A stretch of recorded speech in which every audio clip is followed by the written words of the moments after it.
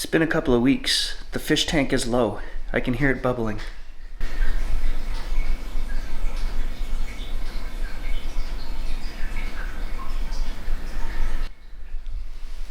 I had no doubt that we were going to get replies. We're seconds into this and they're already saying my name and that I'm talking to spirits on the fish tank. So this is going to be an amazing ride. Let's see what we get.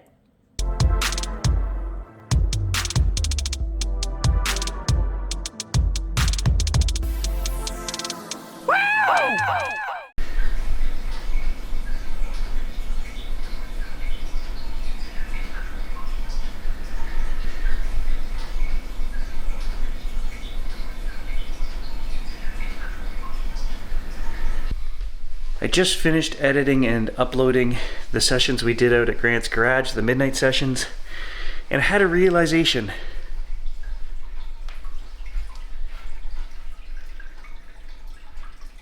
That not only my friend Doug is probably coming through in a lot of these videos, but Carrie's grandpa was also named Doug. We called him Grandpa Dougie or Douglas. His wife always called him Douglas. And I find it strange that in the fishing video we did from 2 weeks ago, that's the reply we got, was the name came through Douglas. And instantly we thought, of course, that it was our friend Doug, but I thought it was a little strange because we never called him Douglas. He was always Dougie or Doug. And then in the last session I did out at Grant's, a voice came through. There's a shiver of confirmation down my neck. Oh, waves just going. Oh, right down my arms. Goose pimples. And it said, "How is Carrie's leg?" And I explained to you guys that Grandpa Dougie ran over Carrie when she was a toddler with the riding lawn tractor, and she had major surgery. Her leg was broken in 3 places, and she had a cast for almost a year as a small child. And he always felt terrible about that. And I have no doubt that that's who's coming through. So today, I want to talk to Grandpa Dougie specifically, but any of the grandparents that have passed. Let's see what responses we can get. Okay, before we get into today's session at the fish tank, I have something new that I purchased in the garage. I want to show you guys because both Grandpa Dougie and Papa Mike would appreciate what I bought here, and there's a bit of a story that goes along with this. So if they want to come through and validate my story, because I am getting neck shivers right now. We had an incident in the garage, and I ended up having to replace my air compressor, and I ended up buying the new heavy duty, really expensive one that I was not going to buy. That's like an 8-gallon tank, 350 PSI. You can run any tools you want off of that. It's the really good one. Now,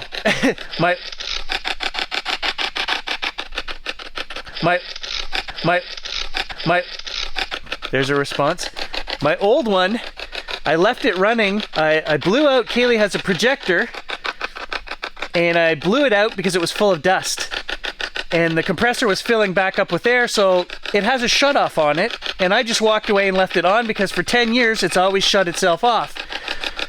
There was a problem. The safety valve, which blows when there's too much pressure to let the air out, didn't close all the way, didn't seat. So the compressor was running and running and running. So when I came back in the garage 20 minutes later, the garage was full of smoke. The compressor basically burnt itself up. So I went to buy a new one. Not that one, but I ended up with that one. And how I ended up with that expensive one was I went to Canadian Tire to replace the old one with the exact same unit that I had. They were $300. And as I'm standing there looking at all the compressors on the shelf, I reach up and I go to pull it off the shelf. There's an old fella standing beside me, and he looks at me and says, "I wouldn't buy that one." And I said, "Oh, really?" He said, "They're not very good." I said, I just had one of these that lasted 10 years. He said, "Exactly." That right there is an amazing response, guys. Somebody's talking to us and they know what they're talking about. What happens to these tanks is when they're full of air, there is condensation that can form because the air has moisture in it. And over time, the inside of the tanks can rust, they get weak. And also these valves that are made to, you pull the valve to let the air out. You're supposed to drain the tank every day. Well, of course, we don't all do that, right? You forget, you leave a little bit in there. And that's exactly what happened. There was some rust or corrosion where that safety valve seats itself, and I probably pulled it to drain the tank the last time I used it. It didn't close all the way because there was corrosion stopping it, so it was open a little bit. The tank was losing air out of there as the compressor was running. That's exactly what happened. And they just said they rust, clear as day. So, again, this stuff blows my mind. Somebody who knows what they're talking about is telling us what happened to that last tank.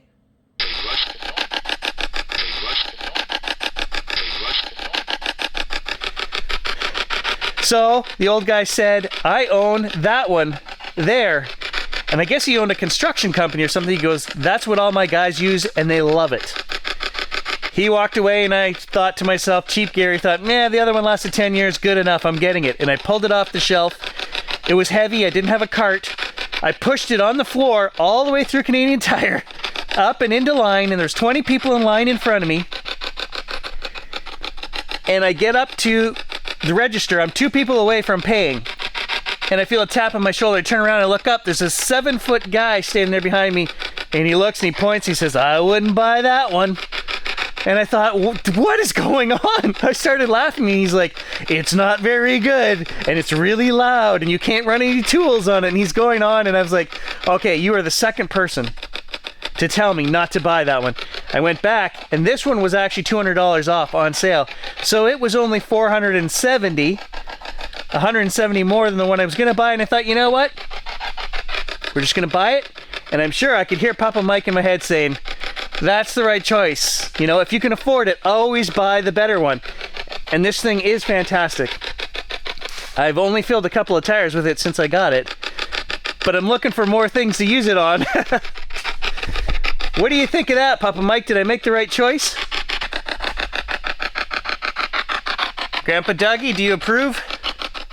Was that the right one to buy? It's like the Cadillac of air compressors.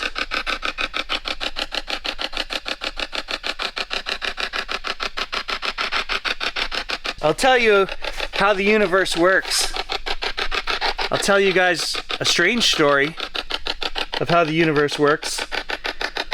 When I started dating my wife, I lived at my grandparents' house, 40 kilometers east of the town that we now live in. And my wife lived 40 kilometers south of the town we live in. And back in the day, if you guys remember, phone lines, there was no cell phones. Everything was long distance, and it cost money. So for me to call Powassan, where my wife lived,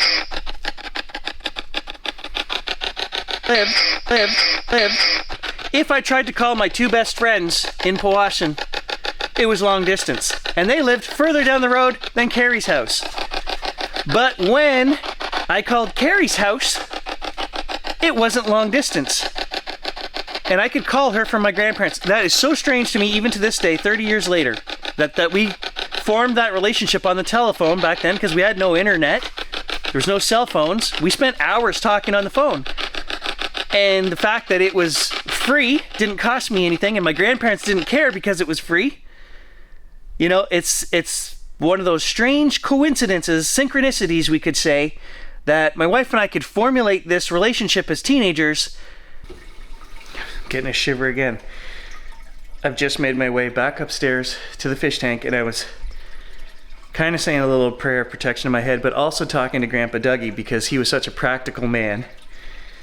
Same as Papa Mike. You know, everything was tangible, real,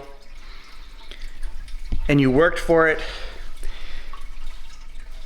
Grandpa Dougie and Grandma went to church all the time, but they didn't talk about spirituality and things like that. Grandpa Dougie, do you have a message for me? Or for the family, or for Carrie, or for the kids?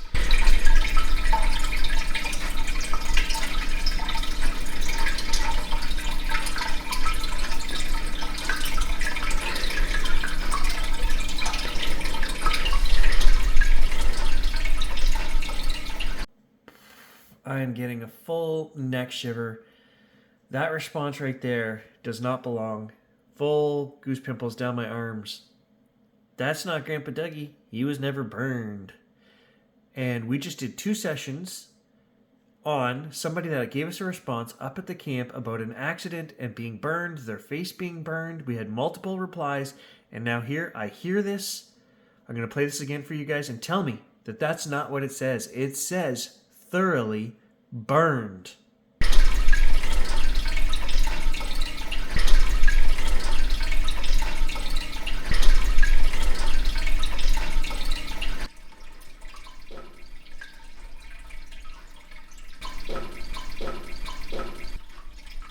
Just heard a strange bang there.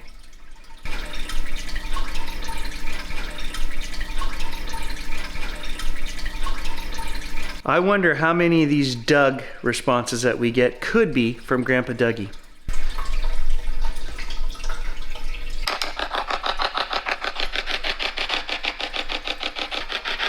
I'm going to send out white light.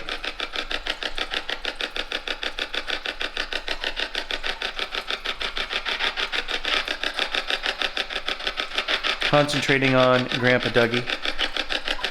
I just thought of a cool story. There was a little lake behind the farm, and they owned all the property around it. And we used to go catch bass.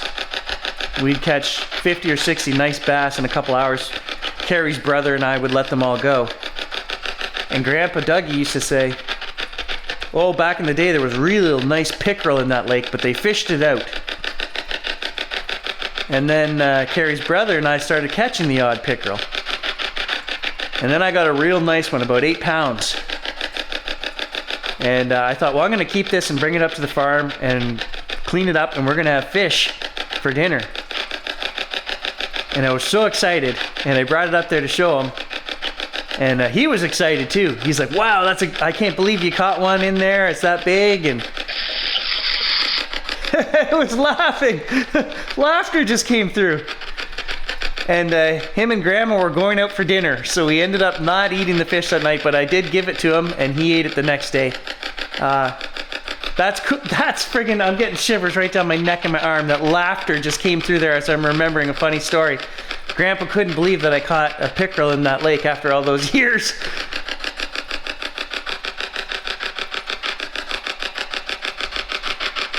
Now, Grandpa gave me something of his. He gave me a heavy Mustang fishing floater jacket. I still have it. He had it for 20 years, and now I've had it for 20 years.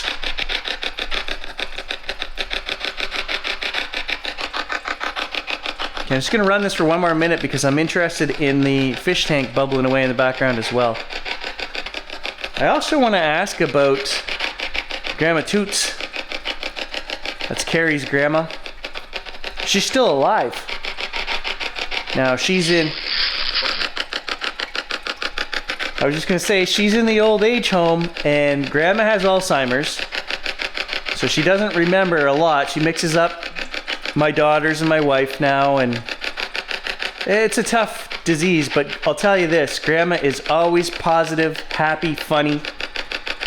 You can ask Grandma, what did you have for breakfast? And she'll say, oh, I don't know, but I bet it was good. She's always in a good mood. Everyone loves her there.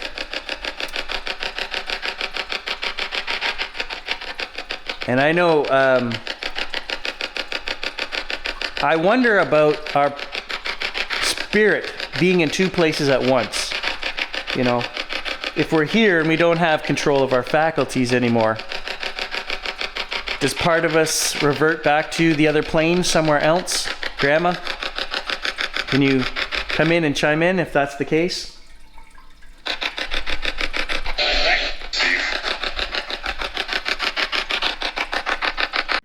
I don't understand that message. I feel it's important. White light thief. Are they referring to something around Grandma, or are they referring to something that's hanging around me when I do these sessions and I send out white light? I'm not sure, but it's odd that it said that. Grandma, can you answer on the noise of the fish tank?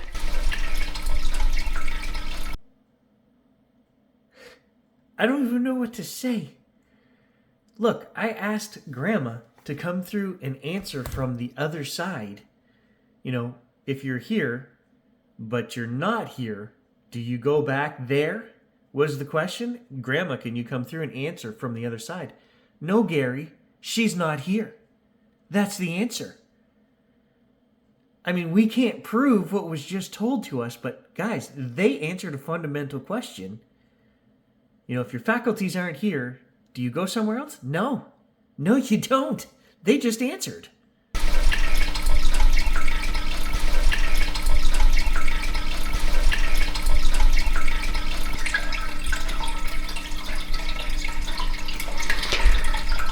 I know it's odd to try to get a response from someone who's still here and alive on the earth plane, but I have questions about that. If they're not really here and functioning at mental capacity like you should be, wouldn't that be kind of torturous, right? To be stuck here? And I hope, I wonder and I hope if part of us is somewhere else still experiencing things in a joyful capacity.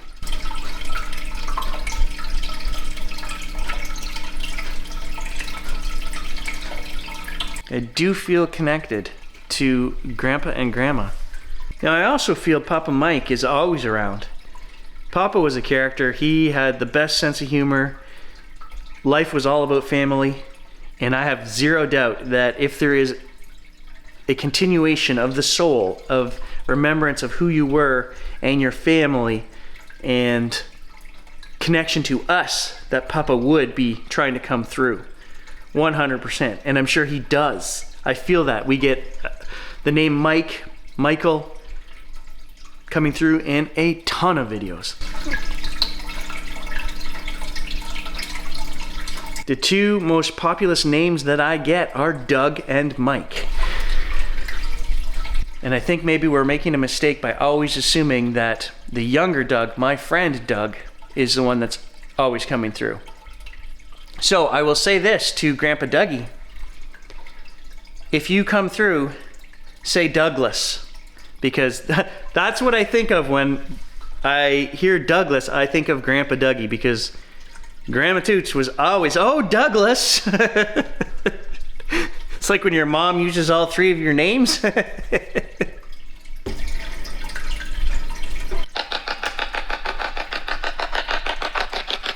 that true? Is that funny?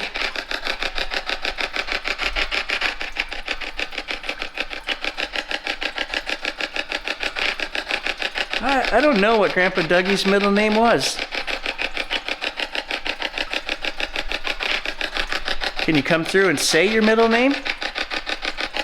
Do you miss the farm, Grandpa? Who's taking care of the cows now?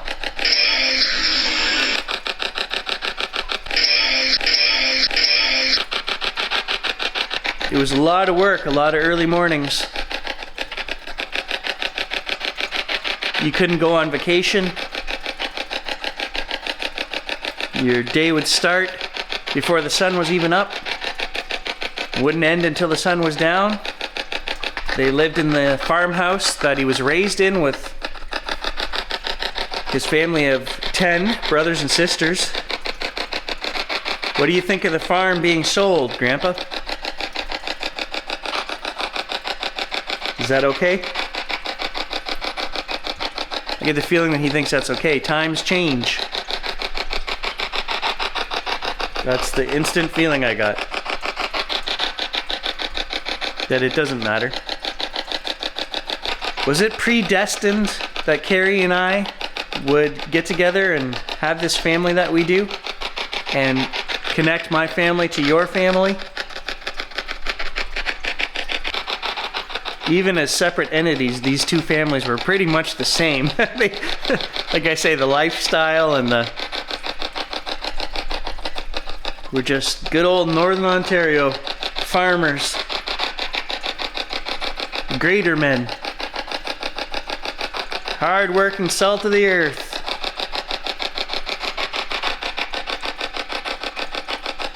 Family. Family comes first.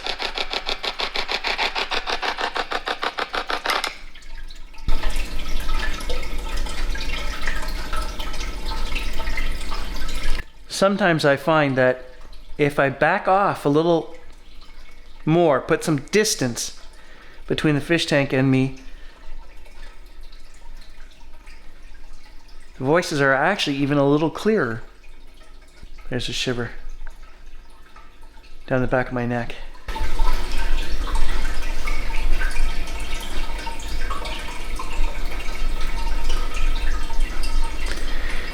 Do you have a message for Hannah, Grandpa? That's the feeling I'm getting. That's why I said that. And a shiver down the back of my neck. Still going.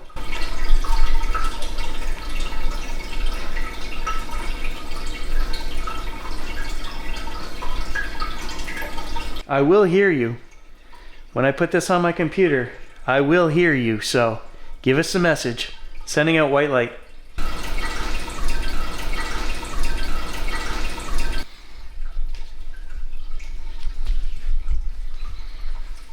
feel a little bit sad. Like missing this place or missing us. Well, we miss you guys too. You know, and that's why I do this. This strange research. It's to find comfort, not just for myself, but for all of you watching,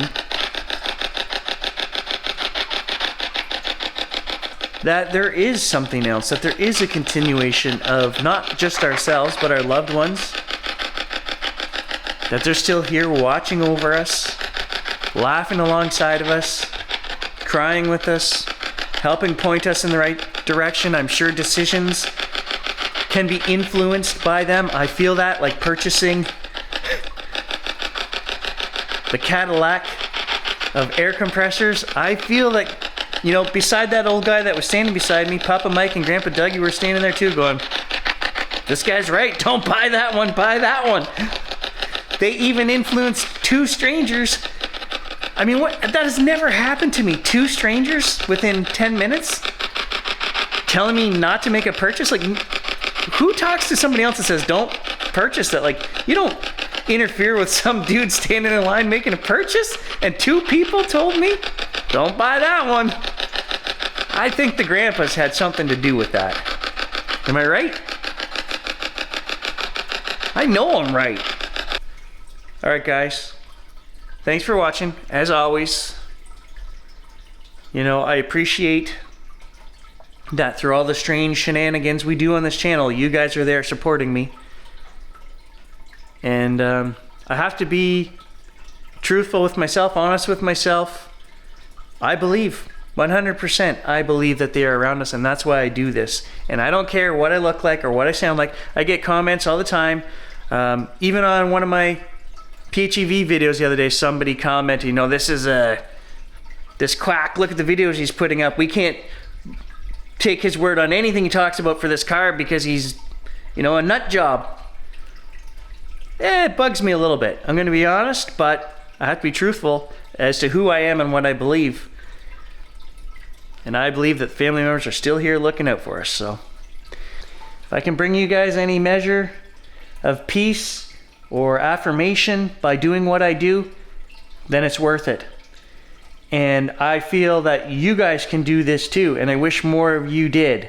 And trust your instincts. You don't have to record everything like I do. You don't have to use the Spirit Box apps and listen to the fish tank, but just trust your intuition. Send out feelers, emotional, spiritual, that sixth sense. Send it out, reach out, feel out. You know, trust the response that you get, because I feel they're here all the time helping us with every little decision that we make throughout the day, helping us with our emotions, helping us with our relationships, and just enjoying the good times with us as well.